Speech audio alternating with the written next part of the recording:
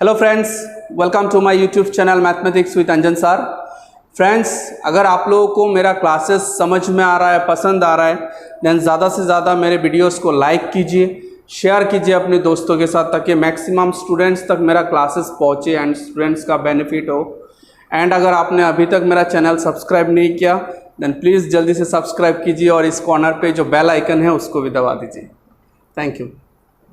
तो फ्रेंड्स, आज का जो क्लास है वो है HS फर्स्ट ईयर स्टूडेंट के लिए, जो मैंने second chapter relation and function start किया था, उसका आज 4th क्लास है। आज के क्लास में, जैसे मैंने अपने लास्ट वीडियो में बोला था कि आज के क्लास में हम सीखेंगे कि कैसे एक फंक्शन का अगर डोमेन एंड रेंज निकालने के लिए बोले तो कैसे निकालें। ओके, मतलब आज के क्लास में हम सीखेंगे कोई फंक्शन अगर दिया है तो उस फंक्शन का डोमेन एंड रेंज कैसे निकालते हैं।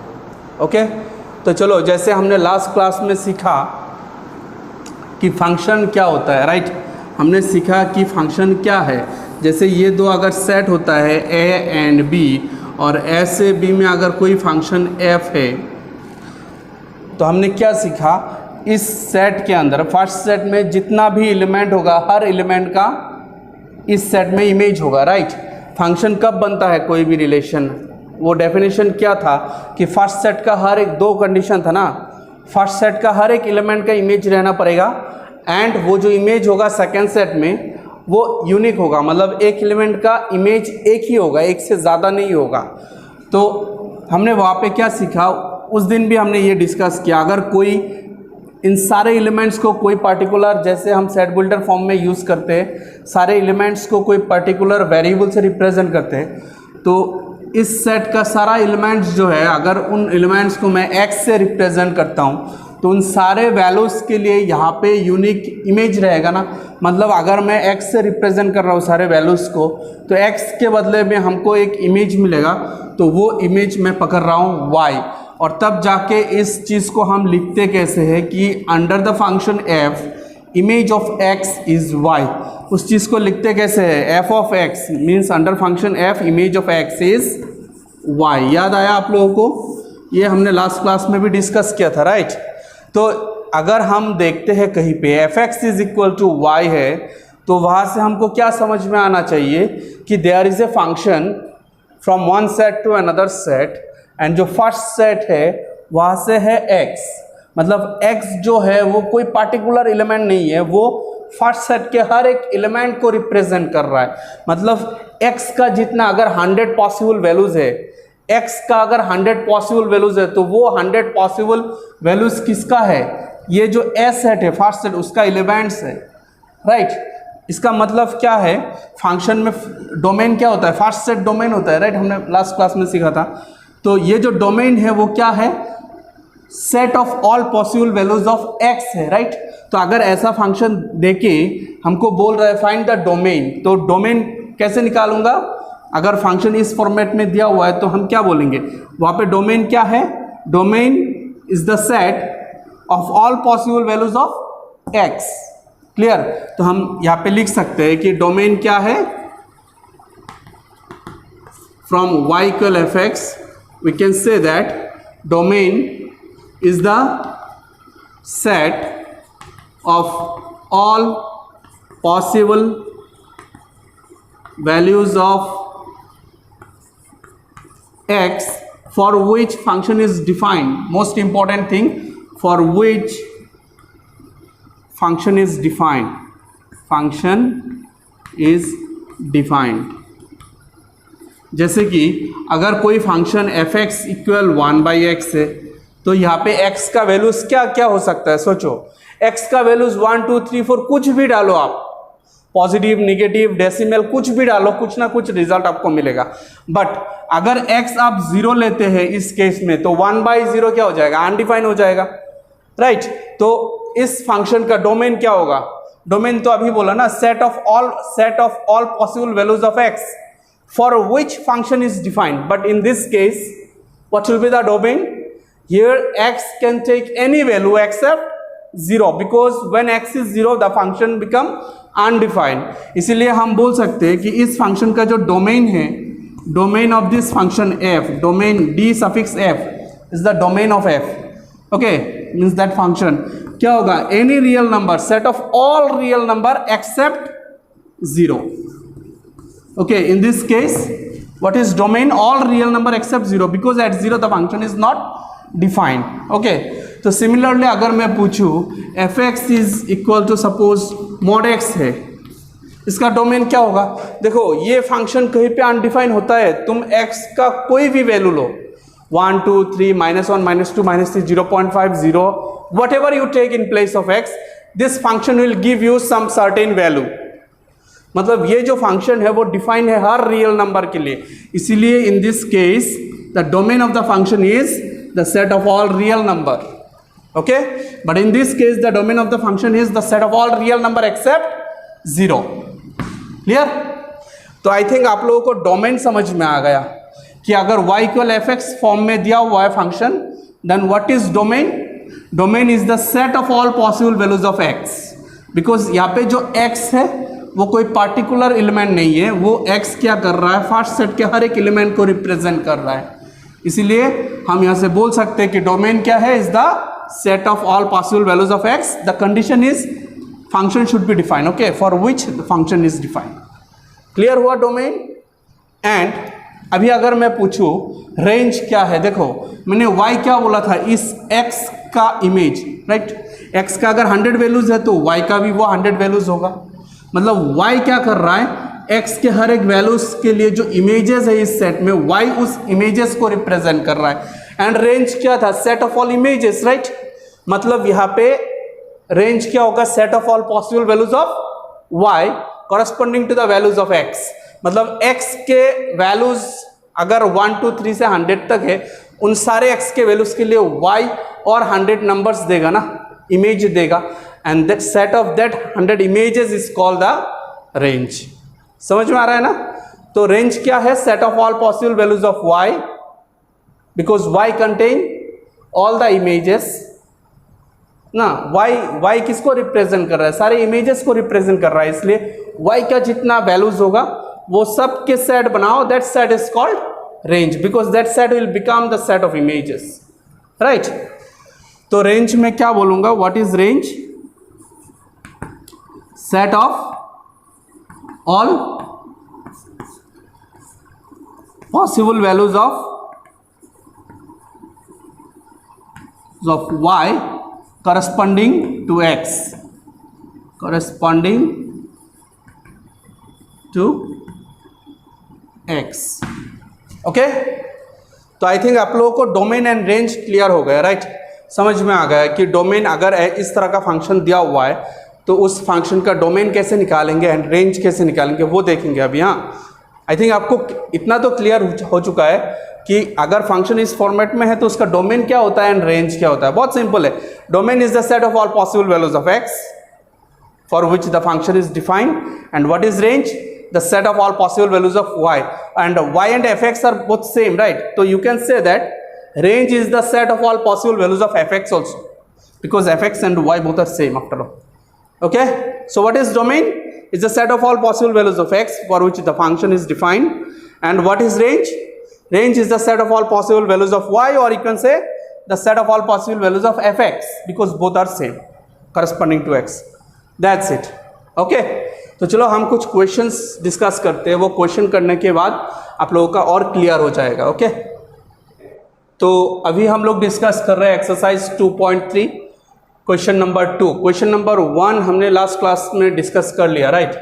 तो एक्सरसाइज 2.3 का आज क्वेश्चन नंबर 2 डिस्कस करेंगे. आप लोग क्वेश्चन देख सकते हैं एनसीईआरटी बुक का. वो क्वेश्चन में बोला find the domain and range of the following functions. मतलब ये जो फंक्शन दिया हुआ है नंबर 1 में fx is minus mod x, इस फंक्शन का हमको डोमेन एंड रेंज चाहिए. यहाँ पे कहीं पे y दिख रहा है नहीं, but we know that y is what, always fx. Clear? तो y और fx एक ही है. तो सबसे पहले हमको डोमेन चाहिए. देखो इस फंक्शन का भी हम डोमेन निकालेंगे. फॉर डोमेन हम दो पार्ट में कर रहे हैं. हाँ, इसको डायरेक्ट सॉल्यूशन लिख रहा हूँ मैं, आप लोग क्वेश्चन देख सकते हैं. fx is minus mod x. For domain, लोग हमको डोमेन के लिए किसका पॉसिबल वैल्यूज चाहिए? x का, राइट? तो यहाँ पे जो फंक्शन दिया हुआ मॉड्यूलस एक्स, हमने थोड़ी देर पहले भी डिस्कस किया था। मॉड्यूलस एक्स जो फंक्शन है, ये ऐसा कोई पॉइंट है जहाँ पे ये डिफाइन नहीं है। जैसे कि मैंने थोड़ी देर पहले बोला था 1/x जो है वो x 0 पे डिफाइन नहीं है, राइट। तो डोमेन 0 को छोड़ के बाकी सब रियल नंबर होगा। तो इस फंक्शन को देखो, ये माइनस मॉड एक्स है, तो अगर मॉड एक्स डिफाइन है तो माइनस मॉड एक्स भी डिफाइन है, राइट। तो सबसे पहले ये देखो कि x का ऐसा कोई वैल्यूज़ है जिसके लिए ये डिफाइन नहीं है। मॉड एक्स मतलब जिसके लिए मॉड का वैल्यू नहीं है, ऐसा कोई वैल्यू ही नहीं है ना। तो हम बोल सकते हैं कि since mod x is defined for all real values of x mod x is defined for all real values of x, so mod x defined मतलब minus mod x defined, so हम क्या बोल सकते हैं, the function is defined ना। so f of x is defined for all real values of x, that means x का possible values क्या आ रहा है, सारे real number. therefore domain of f is the set of all real number। Okay, अभी आया range का बारी। For range समझ में आया ना आप लोगों को, ये बहुत ही ईजी है। ये फंक्शन जो है कहीं पे अनडिफाइंड नहीं है, मतलब ये डिफाइन पहले तो फंक्शन है माइनस मॉड एक्स, बट हमने पहले शो किया मॉड एक्स का। मॉड एक्स क्या है, डिफाइन है सारे रियल नंबर के लिए। So minus mod x that is F x is also defined for all real values of x. That's why domain of F क्या हो रहा है, set of all real number, because ये define हो रहा है सारे रियल नंबर एक्स के लिए। ओके, तो फॉर रेंज अभी आ रहा है फंक्शन का। ओके, तो जैसे हमने बोला रेंज क्या है, set of all possible values of y, right. Set of all possible values of y, and y क्या होता है, एफ एक्स है। तो हम ये भी बोल सकते हैं ना कि range is the set of all possible values of F x. तो यहाँ पे देखो फॉर रेंज सबसे पहले मॉड एक्स जो है वी हैव, हम क्या बोल सकते हैं कि मॉड एक्स जो है वो कभी निगेटिव नहीं होता, राइट। मॉड एक्स का वैल्यू हमेशा क्या होता है, पॉजिटिव होता है, या फिर जीरो हो सकता है। तो मॉड एक्स का वैल्यू हम क्या लिख सकते हैं, ग्रेटर देन और equal to zero. Less than zero होने से निगेटिव होता है, तो मॉड एक्स जो है वो ग्रेटर देन इक्वल जीरो होता है, हमको ये पता है, राइट। तो अगर मैं जैसे यहाँ पे देखो 2 क्या है, ग्रेटर देन जीरो है, लेकिन जब -2 कर दूँ वो निगेटिव नंबर हो गया, तो वो क्या होगा, लेस देन जीरो होगा, राइट। वैसे ही mod x greater than equal zero है, तो माइनस मॉड एक्स क्या है, वो लेस देन इक्वल जीरो हो जाएगा। सिंपल है, राइट। अभी माइनस मॉड एक्स क्या है, एफ एक्स है ना, मतलब मैं लिख सकता हूँ एफ एक्स जो है वो लेस देन इक्वल जीरो है। समझ में आ रहा है, ये जो एफ एक्स है वो लेस देन इक्वल जीरो है। तो जल्दी से बोल दो एफ एक्स बिलोंग्स टू क्या होगा, less then equal zero. Look, अगर मैं रियल लाइन ड्रॉ करूँ, इधर माइनस इन्फिनिटी से इधर प्लस इन्फिनिटी, बीच में जीरो, तो एफ एक्स का वैल्यू जो है वो लेस देन इक्वल जीरो, मतलब जीरो या फिर उससे कम। तो कम कितना कम, अप टू माइनस इन्फिनिटी। तो एफ एक्स जो है वो कौन से सेट में रहेगा, -1 to 0, sorry minus infinity to zero, minus infinity to zero. हमको पता है कि माइनस इन्फिनिटी प्लस इन्फिनिटी कभी क्लोज इंटरवल नहीं होता, इसीलिए ओपन दिया।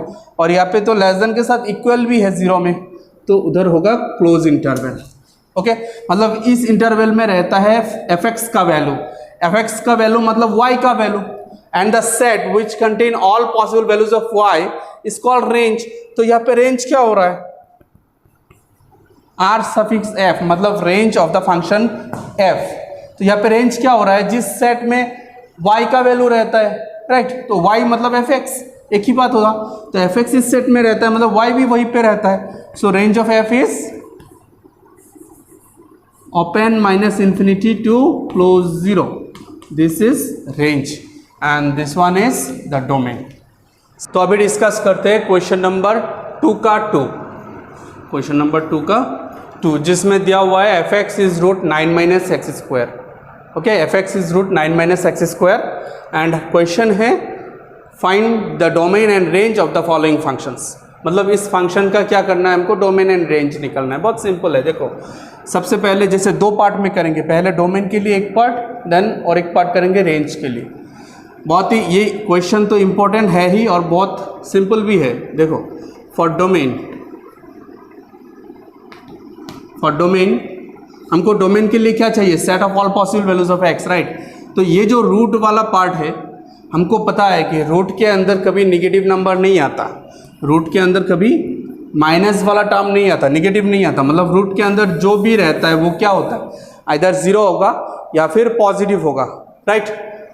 रूट के अंदर माइनस आने से वो इमेजिनरी हो जाता है, वो अलग सा फील्ड है कॉम्प्लेक्स नंबर वाला, वो बाद में डिस्कस करेंगे।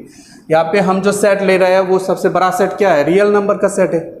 सो यहाँ पे ऐसा कोई रियल नंबर है ही नहीं जहाँ पे रूट के अंदर निगेटिव नंबर आएगा। दैट्स वाई यहाँ पे जो रूट के अंदर जो टर्म है 9 माइनस एक्स स्क्वायर वो क्या होगा, निगेटिव नहीं होगा ना। सो वही लिख रहा हूँ, for domain 9 minus x square जो पार्ट है वो क्या होगा, ग्रेटर देन और इक्वल टू जीरो। निगेटिव नहीं है मतलब लेस देन जीरो नहीं है, और अगर लेस देन जीरो नहीं है तो क्या है, आइदर ग्रेटर देन और इक्वल टू जीरो है। सिंपल।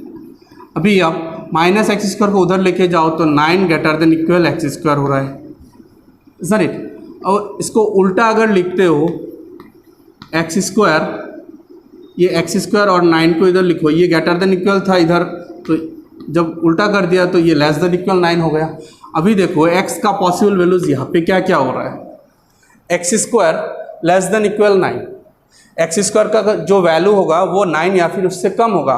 तो एक्स का वैल्यूज पॉसिबल वैल्यूज क्या क्या है, आप अगर रियल लाइन में देखते हैं ये 0 है, इधर 1 2 3 4, इधर -1 -2 -3 -4, राइट। अब x का value 0 low, 0 square is 0, 0 is less than 9, true. मतलब x का वैल्यू 0 हो सकता है, 1 भी हो सकता है, 2 भी हो सकता है, 3 भी हो सकता है। लुक अगर x का वैल्यू आप 3 लेते हैं या फिर 2 लेते हैं, 2 square is 4, 4 less than 9 satisfy कर रहा है। x 3 ले लो, 3 square is 9, 9 is equal to 9, यहाँ पे इक्वल है, वो भी हो रहा है। अगर आप 3 से ज़्यादा लेंगे तो अगर 3 पॉइंट समथिंग या फिर 4 ही ले रहे हो, 4 square is 16 and that 16 is neither less than 9 nor equal to 9, तो वो सेटिस्फाई नहीं कर रहा। मतलब 3 से बड़ा नंबर के लिए वो सेटिस्फाई नहीं करता। तो सिमिलरली इधर -3 से छोटा नंबर के लिए भी सेटिस्फाई नहीं करता। आप -4 पुट करके देखो, -4 square is 16 again, 16 is neither less nor equal to 9। 16 क्या होता है, ग्रेटर देन 9 होता है, राइट। तो यहाँ पे भी क्या होगा, -3 से लेके +3 तक, -3 भी देगा, right. -3 square is 9, 9 is equal to 9, true हो रहा है। तो यहाँ पे इस कंडीशन के लिए x का वैल्यूज क्या आ रहा है, -3 से लेके +3 तक हर एक नंबर आता है, राइट। तो हम यहाँ पे डायरेक्ट लिख सकते हैं कि यहाँ पे जो x है वो ग्रेटर देन इक्वल क्या होगा, x का वैल्यू -3 या फिर उससे बड़ा होगा, so greater than equal -3 and 3 या फिर उससे छोटा होगा, लेस देन इक्वल टू 3। समझ में आ रहा है। तो यहाँ से हम बोल सकते हैं कि x बिलोंग्स टू, देखो दोनों तरफ इक्वल भी है, तो x belongs to the interval, close interval -3 to 3, -3 to 3, मतलब x जो है वो -3 से 3 के अंदर है। क्लियर। तो x जिस सेट के अंदर रहता है, मतलब the set which contain all possible values of x is called domain, right। तो यहां से हम क्या बोल सकते हैं, what is domain? Domain of f is this, -3 to +3। I think आप लोगों का क्लियर हो गया, राइट। ओके, तो अभी हम करेंगे इसी फंक्शन का रेंज कैसे निकालते हैं। लुक अभी हम क्या कर रहे हैं, इसी फंक्शन का रेंज निकाल रहे हैं। देखो फॉर रेंज, सबसे पहले रेंज क्या था, set of all possible values of y। यहाँ पे y क्या है, fx। तो मैं पहले y कंसिडर कर रहा हूँ, let y is fx, okay. और fx का वैल्यू क्या है, ये तो हमको हमेशा पता है, राइट। fx जो है वो हमेशा इक्वल टू क्या होता है, y होता है। तो y is equal to root, fx का वैल्यू है 9 माइनस एक्स स्क्वायर, ओके। और यहाँ से मैं कुछ बातें बोलना चाह रहा हूँ, जैसे कंसंट्रेट करो आप लोग। हमने थोड़ी देर पहले क्या देखा कि स्क्वायर रूट के अंदर वाला जो पार्ट होता है वो हमेशा नॉन नेगेटिव होता है, इसीलिए तो हमने 9 माइनस एक्स स्क्वायर को डोमेन निकालते वक्त क्या बोला था, ग्रेटर देन इक्वल 0 बोला था।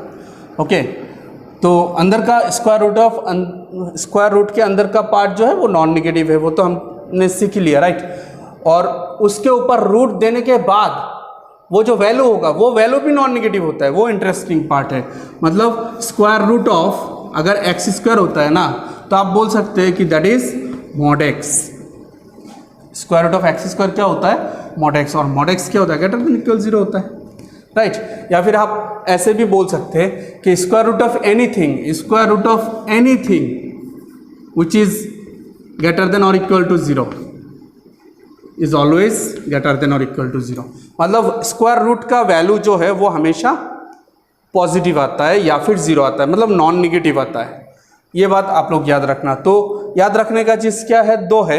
एक तो डोमेन निकालते वक्त स्क्वायर रूट के अंदर वाला पार्ट जो है वो हमेशा नॉन नेगेटिव होता है, एंड दूसरा पार्ट अभी रेंज निकालते वक्त क्या सीखा हमने कि स्क्वायर रूट का जो वैल्यू आता है वो हमेशा क्या होता है? नॉन नेगेटिव होता है। ओके, तो इसीलिए हम क्या बोल सकते हैं यहाँ से कि ये जो y का वैल्यू आया दैट इज ग्रेटर देन और इक्वल टू 0, और इसको मैं नंबर दे रहा हूं 1। ओके, मतलब y क्या है यहाँ पे? ग्रेटर देन इक्वल 0 है। y का वैल्यू ये है और ये जो है वो स्क्वायर रूट से आ रहा है, सो ये क्या होगा? ग्रेटर देन इक्वल टू 0 होगा। अभी यहाँ पे देखो, अगर मैं बोथ साइड स्क्वायर करता हूँ तो y स्क्वायर इक्वल टू क्या होगा? 9 माइनस एक्स स्क्वायर। अभी एक्स स्क्वायर को इधर लाओ, वाई स्क्वायर को उधर लो, तो क्या बनेगा? 9 माइनस वाई स्क्वायर होगा उस साइड में ना, 9 माइनस वाई स्क्वायर। इस वाई स्क्वायर को मैंने उधर लिया और माइनस एक्स स्क्वायर को इधर लो, तो वो अकेला होगा एक्स स्क्वायर। ओके, अगर आप लोगों को समझने में तकलीफ हो रहा है तो आप लोग क्या करोगे? माइनस एक्स स्क्वायर को इधर लो, ये होगा प्लस एक्स स्क्वायर, और 9 को इधर रख के वाई स्क्वायर को उधर लो, माइनस वाई स्क्वायर। यहाँ पे तो कोई प्रॉब्लम नहीं है आई थिंक, राइट। तो मैं ये इस स्टेप से इस स्टेप को आराम से लिख सकता हूँ। अभी देखो, सिंस ये जो एक्स स्क्वायर वाला टर्म है, ये एक्स स्क्वायर कभी निगेटिव हो सकता है। एक्स स्क्वायर क्या होता है? हमेशा ग्रेटर देन इक्वल 0 होता है। स्क्वायर ये तो हमको पता है ना, स्क्वायर रहने से कभी भी लेस देन 0 नहीं होता, निगेटिव नहीं होता। So since x square is greater than equal 0, मतलब ये वाला पार्ट जो है वो ग्रेटर देन इक्वल 0 है, तो ये वाला पार्ट क्या है? Both are equal, so obviously 9 minus y square जो है वो भी ग्रेटर देन इक्वल 0 ही होगा। ओके, अभी यहाँ से हमको क्या मिल रहा है? ये थोड़ी देर पहले जैसे 9 minus x square greater than equal 0, अंदर का part 9 minus x square greater than equal 0 लेके क्या था, तो यहाँ पे 9 minus y square greater than equal 0 आ रहा है। तो सेम स्टेप आप फॉलो करके आपको क्या मिलेगा? यहाँ पे आप डोमेन का पार्ट देख के कर सकते हैं। ये वाला यहाँ पे हमको क्या मिलेगा? फिर से y greater than equal -3 less than equal 3 मिलेगा। ओके, तो इसको आप पकड़ लो नंबर 2। अभी 1 और 2 को दोनों को एक साथ मिला के देखो, आपका y का वैल्यू क्या आ रहा है? नंबर 1 में बोल रहा है y जो है वो ग्रेटर देन इक्वल 0 है। ये रहा 0, इधर -3, इधर +3, एकदम एंड में इधर इन्फिनिटी, इधर माइनस इन्फिनिटी। ओके, तो नंबर 1 में बोल रहा है y is greater than equal 0, मतलब y क्या है?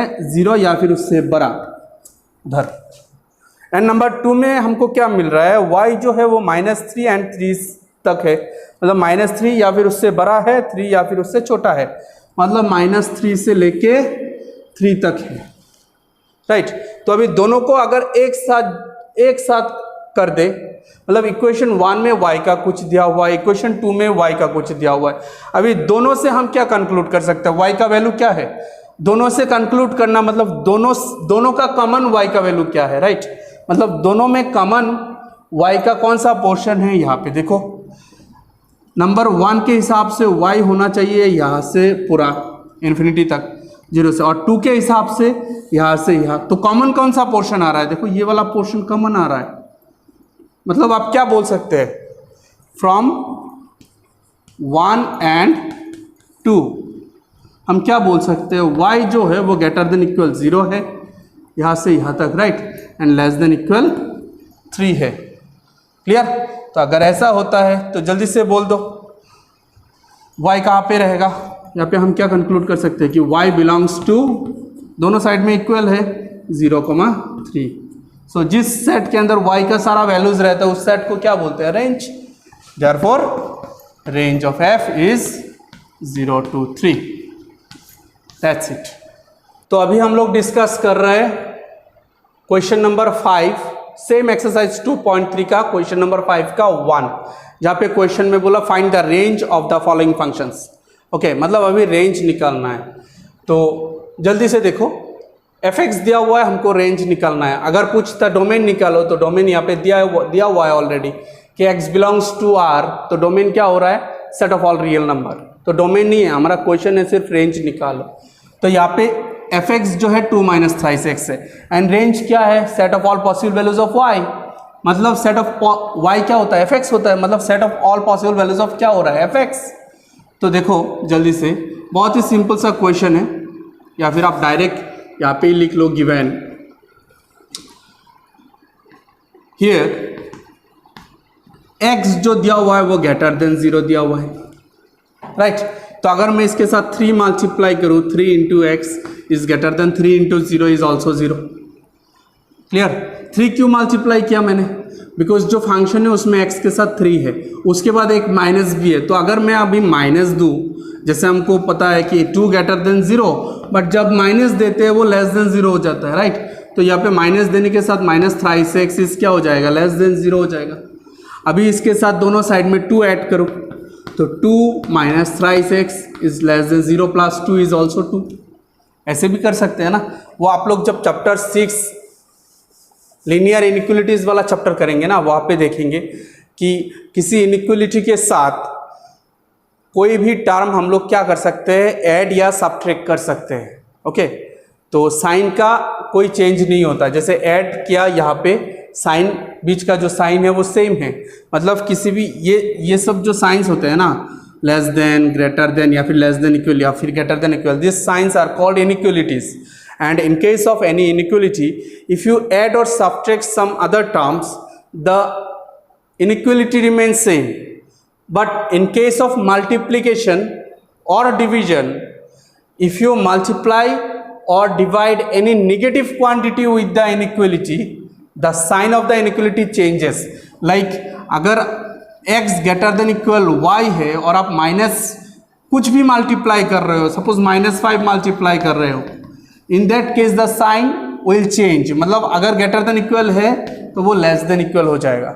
इसीलिए जब थ्राइस एक्स के साथ माइनस मल्टीप्लाई किया, ग्रेटर देन लेस देन बन गया। लेकिन अभी क्या किया, दोनों साइड में हमने 2 ऐड किया, उससे कोई फर्क नहीं पड़ने वाला।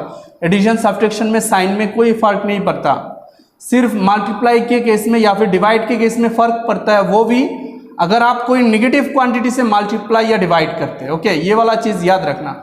हम जब लीनियर इनइक्वलिटी चैप्टर पढ़ेंगे उसमें और डिटेल्स सीखेंगे। हाँ, तो अभी जो हुआ 2 - thrice x वो लेस देन 2 हो गया, राइट। और 2 - thrice x क्या है, fx है, तो मैं बोल सकता हूँ जो fx है वो लेस देन 2 हो गया। क्लियर। तो ये रहा नंबर लाइन, सपोज ये 2 है, तो लेस देन 2 का मतलब क्या है, -∞ to 2 के, -∞ से लेके 2 के बीच में है fx, राइट। तो मैं लिख सकता हूँ जो fx है वो क्या है, ये जो fx है वो क्या है, बिलोंग्स टू -∞ to 2। यहाँ पे इक्वल नहीं है तो वो भी ओपन ही होगा। ओके, तो fx इस सेट के अंदर है, मतलब y भी इसी सेट के अंदर है, बिकॉज y और fx तो सेम होता है। तो मैं डायरेक्ट बोल सकता हूँ कि रेंज ऑफ f जो है वो क्या होगा, -∞ to 2 होगा। That's it. अभी डिस्कस करते हैं क्वेश्चन नंबर 5 का 2, जहाँ पे fx दिया हुआ है x² + 2 और बोल रहा है x is a real number. तो इस फंक्शन का हमको फिर से रेंज निकालना है। हाँ, तो ये देखो x इज रियल नंबर दिया हुआ है ना, x इज रियल बोल के, तो डोमेन हो रहा है सेट ऑफ रियल नंबर, जो हमको नहीं चाहिए अभी यहाँ पे। हमको चाहिए इस क्वेश्चन में सिर्फ रेंज। तो fx इज x² + 2। ओके, तो यहाँ पे देखो x² जो है उसके लिए तो हमको पता है कि x² कभी निगेटिव नहीं होता। मतलब यहाँ पे हम बोल सकते हैं we have x² is always greater than और इक्वल टू 0। तो जैसे अभी मैंने थोड़ी देर पहले बोला था, एडिशन या सब्ट्रैक्शन करने से इनइक्वलिटी के साइन में कोई चेंज नहीं होता। तो यहाँ पे x² + 2 करूँ तो ये ग्रेटर देन इक्वल 0 + 2 हो जाएगा, राइट। बोथ साइड में मैंने 2 ऐड किया, तो अभी x² + 2 जो है वो fx है। तो क्या हो रहा है, f x is greater than और इक्वल टू 2, मतलब एफ एक्स का वैल्यू जो है, फिर से रियल लाइन में देखो तो एफ एक्स का वैल्यू जो है वो 2 या फिर उससे बड़ा होगा, 2 या फिर उससे बड़ा होगा, राइट। तो हम क्या बोल सकते हैं कि एफ एक्स जो है वो कौन से सेट में रहेगा, इट बिलोंग्स टू, यहाँ पे इक्वल भी है तो ये क्लोज 2 से लेके कहाँ तक, अप टू इन्फिनिटी, उधर प्लस इन्फिनिटी होता है, वो ओपन होता है, राइट। देयरफॉर मतलब f x that is y इस सेट के अंदर है, इसका मतलब ये सेट क्या है, रेंज है। Therefore range of f is equal to close interval 2 to infinity, that's it. तो अभी नंबर 3 देखिए, यहाँ पे दिया हुआ है एफ एक्स इज एक्स, मतलब अगर एफ एक्स वाई पकड़ते हैं तो वो वाई और एक्स क्या है, सेम है, राइट। मतलब जो एक्स होगा वो वाई भी होगा। तो यहाँ पे एक्स तो क्वेश्चन में ही दिया हुआ है, x is a real number, मतलब एक्स रियल नंबर का मतलब क्या है, x is a real number मतलब x belongs to the set of real number R, और एक्स और वाई क्या है, इक्वल है। तो हम क्या बोल सकते हैं, y also belongs to the same set because x and y both are equal. तो अगर एक्स आर है तो वाई भी आर है, तो सिंपल है ना। डोमेन क्या है, एक्स इज रियल बोला था तो x belongs to R, so domain, this is domain of f, and since x and y both are equal so y also belongs to R, so it is range of f, simple है, right. बहुत ही आसान सा question है। तो यहाँ तक ही था आज का क्लास, जहाँ पे हमने एक्सरसाइज 2.3 डिस्कस किया। 2.3 का जितना भी क्वेश्चन है डोमेन एंड रेंज निकालने का, वो सब डिस्कस किया आज के क्लास में, ओके। तो फिर से जाने से पहले मैं फिर से बोल के जा रहा हूँ, अगर आप लोगों को लगता है ये जो मेरा क्लासेस है वो अच्छा है, समझ में आ रहा है आप लोगों को, देन ज़्यादा से ज़्यादा लाइक कीजिए, शेयर कीजिए दोस्तों के साथ, ताकि मैक्सिमम स्टूडेंट को इस मेरे क्लासेस का बेनिफिट मिले। एंड और क्या बोलो, जल्दी से जल्दी सब्सक्राइब कीजिए एंड उस बेल आइकन को दबा दीजिए। थैंक यू, टाटा, बाय बाय।